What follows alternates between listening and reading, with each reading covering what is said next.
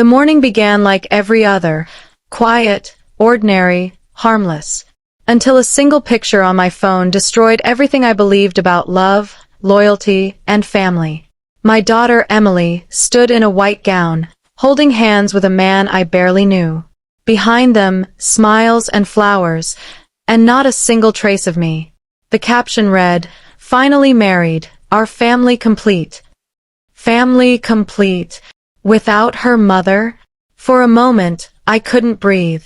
My coffee cup slipped from my hand and shattered on the floor, but I didn't even flinch.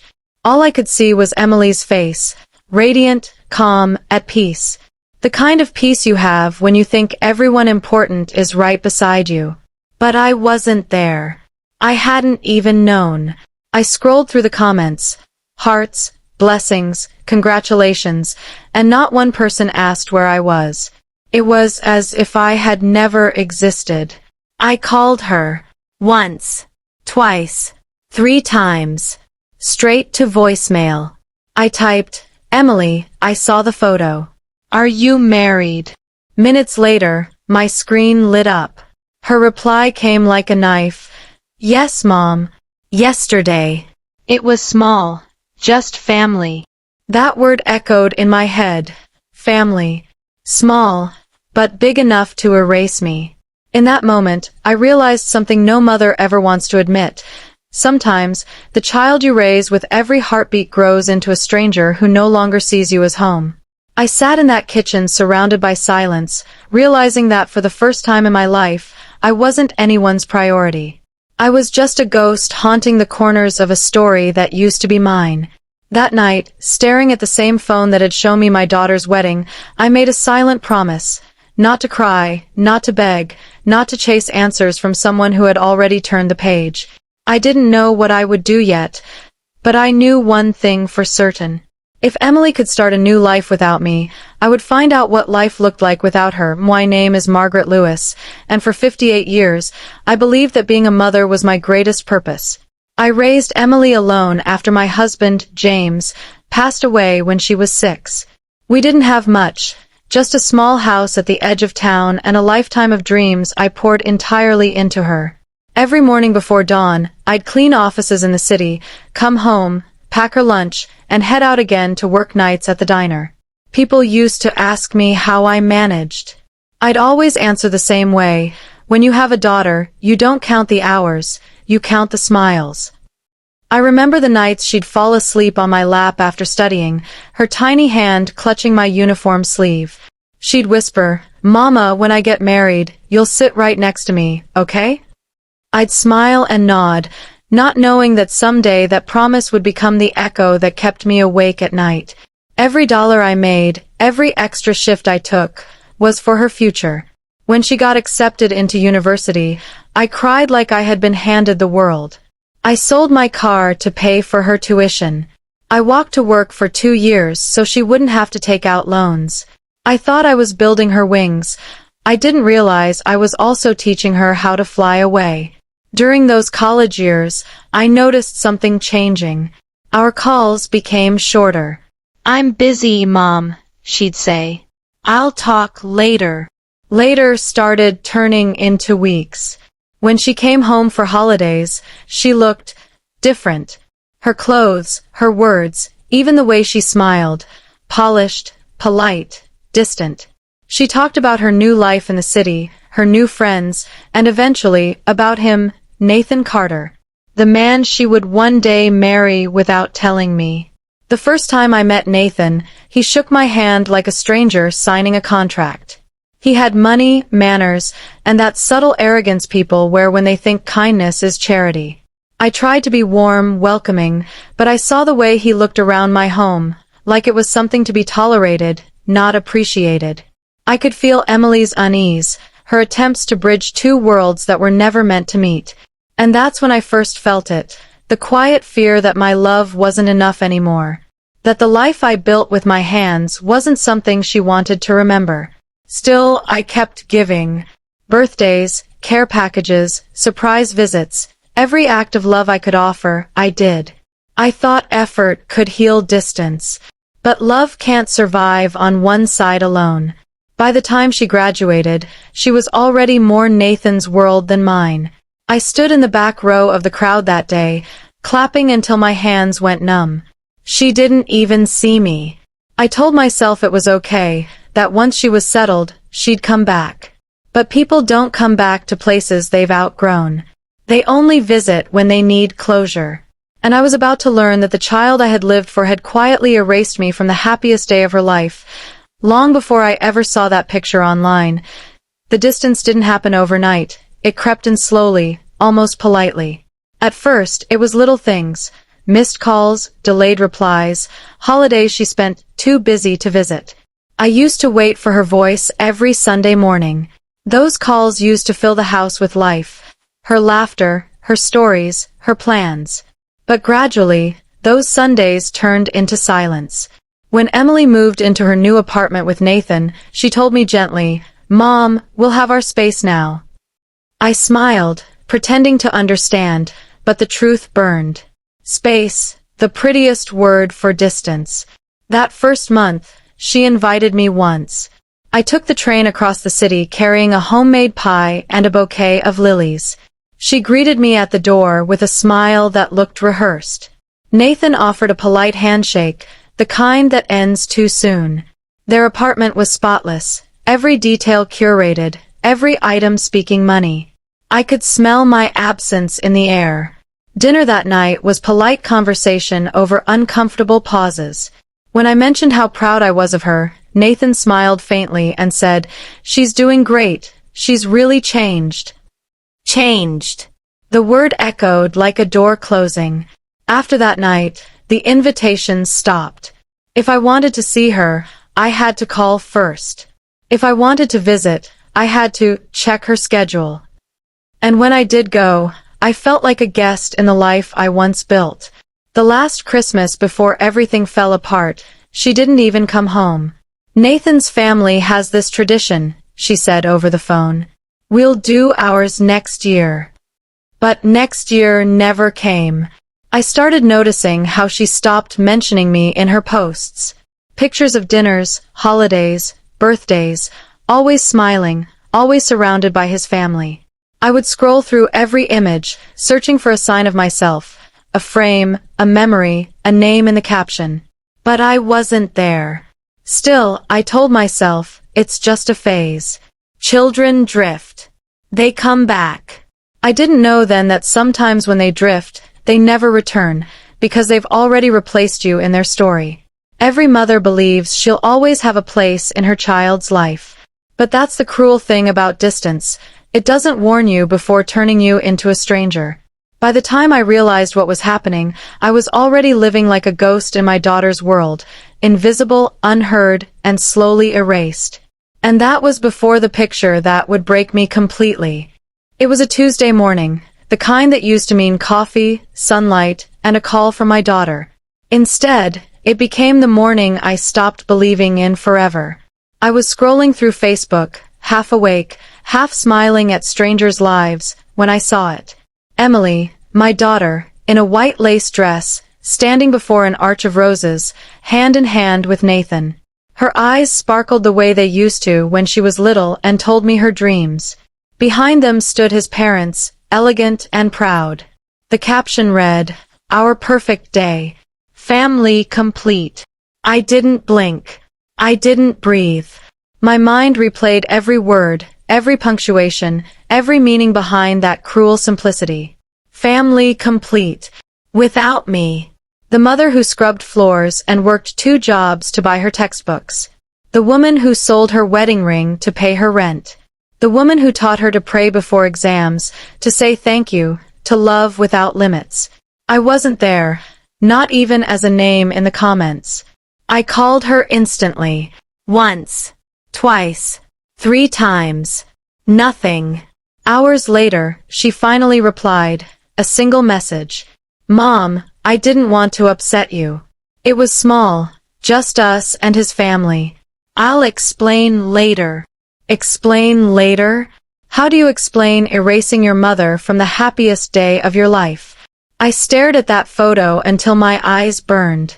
My kitchen grew dark around me, but I couldn't move. I could almost hear the laughter, the applause, the clinking of champagne glasses, all the sounds of a celebration I was never meant to hear. For the first time in my life, I felt like a ghost haunting my own child's memories. The girl who once promised I'd stand beside her on her wedding day had replaced me with strangers in tailored suits and practiced smiles. That night, I sat at my dining table, staring at the cracked photo frame that held our last picture together, her college graduation. She was in her cap and gown, and I had tears in my eyes. I thought those were tears of joy.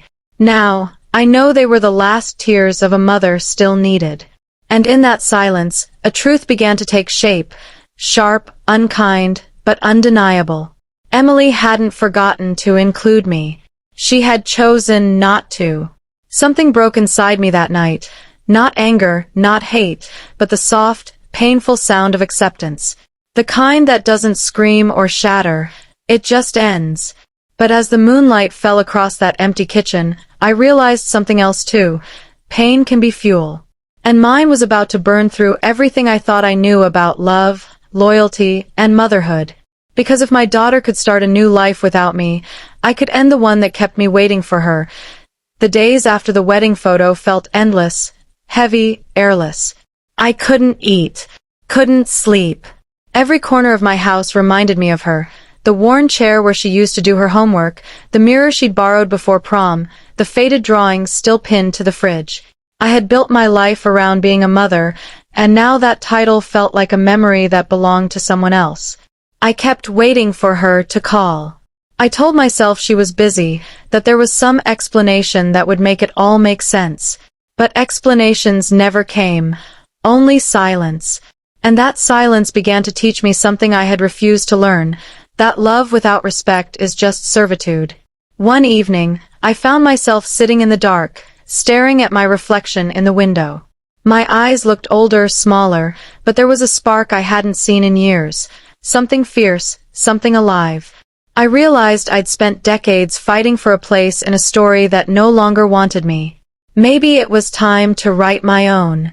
I pulled out the old tin box I kept under my bed, full of small savings, carefully folded notes, and a list of dreams I'd once had but never dared to chase. I had money saved for Emily's wedding gift, a small fortune from years of double shifts and skipped meals. I had planned to hand it to her with trembling hands and say, "Start your new life without worry." But she had already done that, without me. So I decided I would use that money for my own beginning. The next morning, I called my bank. My voice didn't shake. I asked to review my accounts, to make some transfers. The man on the phone spoke to me differently, with respect. It was the first time in years someone spoke to me like I mattered. Later, I looked around the house, the same walls that had held every laugh, every tear. It was no longer a home. It was a museum of memories I couldn't live inside anymore. I stood in the middle of the living room and whispered to the walls, "Thank you, but I can't stay here waiting for a phone call that will never come." That was the moment I decided to sell the house, the place where I raised her, the place that no longer felt mine. I wasn't running away. I was reclaiming the life I'd put on pause for everyone else. 4 years, I had been the mother waiting for an invitation. Now, I would be the woman who didn't need one. That night, as I packed the first box, I felt something strange. Not sadness, not anger, but peace. I was finally doing something for myself. And in that quiet, I whispered the words that would define the rest of my life. If my love was invisible to her, it will no longer be invisible to me. Tomorrow, I would begin again. The morning I handed over the house keys, I didn't cry. For the first time, I didn't feel like I was losing something. I felt like I was finally being released. That small brick home had been my cage, filled with memories that no longer comforted me, only reminded me how forgotten I had become. As I watched the realtor's car disappear down the street, I whispered, "Goodbye," not to the house, but to the version of myself that had lived only for others. With the money from the sale, I rented a small apartment in a quiet town called Maplewood, a place where no one knew my story, where I could start again without being someone's mother, someone's housekeeper, someone's forgotten invitation. The apartment was small but full of light. I bought a second-hand table, a blue teapot, and a single chair for my balcony. For the first time in decades, every object in my home was chosen for me. The days felt strange at first. I didn't know how to fill them. I wasn't cooking for anyone. I wasn't waiting for a call.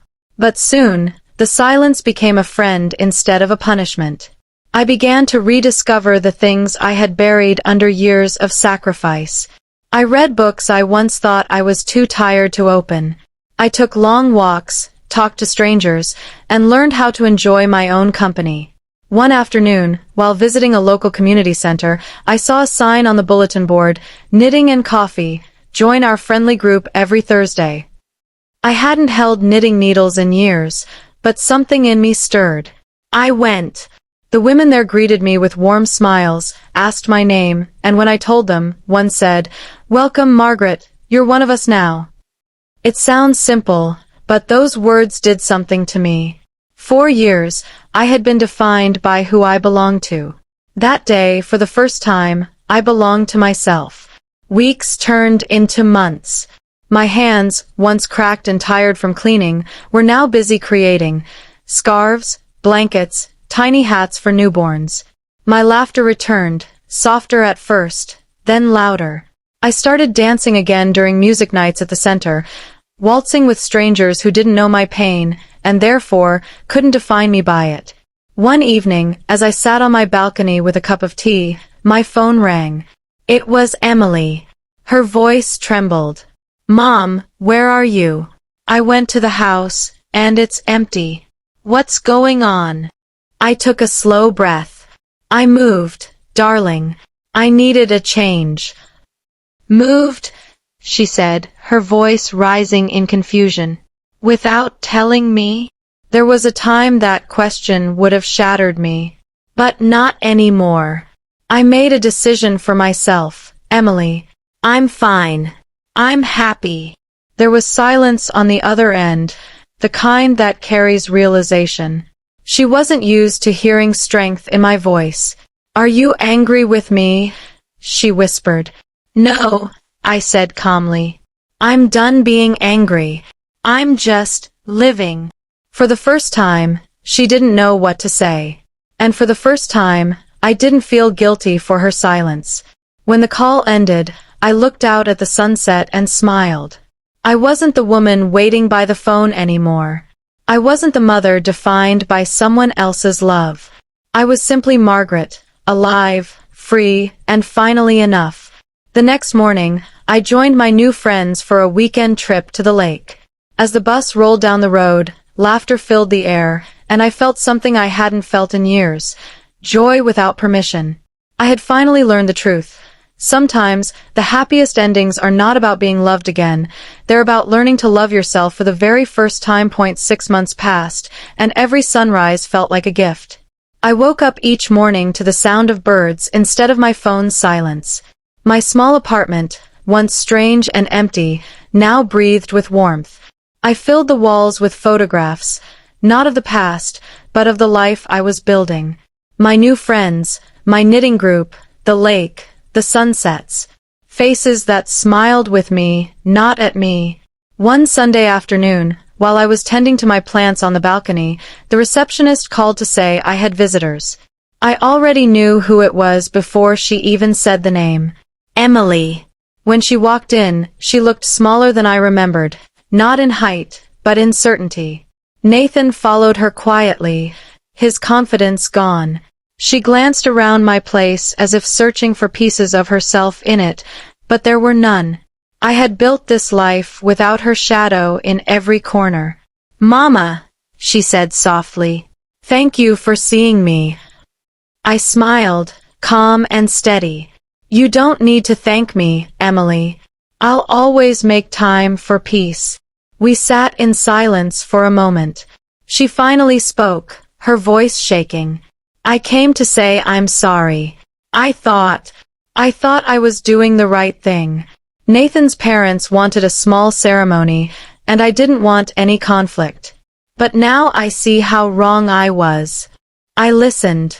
Quietly. Years ago, I would have broken down, crying, desperate to hold her hand. But not now. Pain had taught me something no apology ever could, that forgiveness doesn't mean return. It means release. I'm not angry, I told her. I was, once. But anger only chains you to the past. You made your choices, and I made mine. We're both learning to live with them. She began to cry. Real tears this time, not the practiced kind people use when they want to fix what they broke. Can we start over, Mama? She whispered. I looked at her, my daughter, my greatest love, my greatest heartbreak, and smiled gently. We can always start over, Emily. But not from where we left off. From where we both stand now, as women, not as mother and child bound by guilt. She nodded, tears rolling down her cheeks. We hugged, not the desperate kind that begs for the past, but the quiet one that says I see you, and I understand. When they left, I stood by the window, watching her walk away. The same way she once did years ago, but this time, I didn't ache. This time, I smiled. Because she wasn't walking away from me anymore. She was walking toward her own lessons. And I had already found mine. I turned back toward my little home, the sun painting the walls gold. I poured myself a cup of tea and whispered the truth that had taken me a lifetime to learn. You don't lose yourself when someone walks out of your life. You lose yourself when you stop walking forward. That night, I wrote the final page in my journal. I am Margaret Lewis, mother, woman, survivor, and believer, that even broken hearts can grow flowers again. And I smiled, knowing that love hadn't left me, it had simply changed its home. If Margaret's story touched your heart, red heart, don't forget to like, share, and subscribe to our channel for more stories about life, love, and the strength of moving on. Tulip sparkles.